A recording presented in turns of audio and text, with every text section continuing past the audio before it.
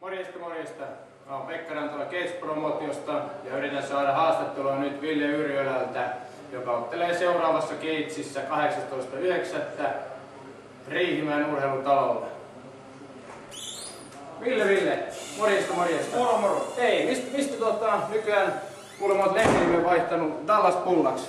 No joo, sitä tulee syötyä sen verran, niin täytyy vaihtaa.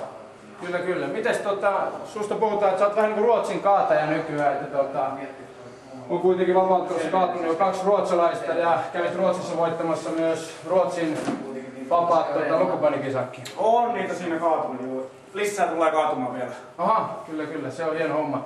Mites toi valmistautuminen Gatesiin on mennyt? Tosi hyvin joo. Kaikki on ihan nappiin. Kaikki on mennyt nappiin? Joo. Eli Riihimäellä nähdään virkeä Yrjölä Ville Dallas Bulla. Jaha, no sehän oli kiireinen kaveri se.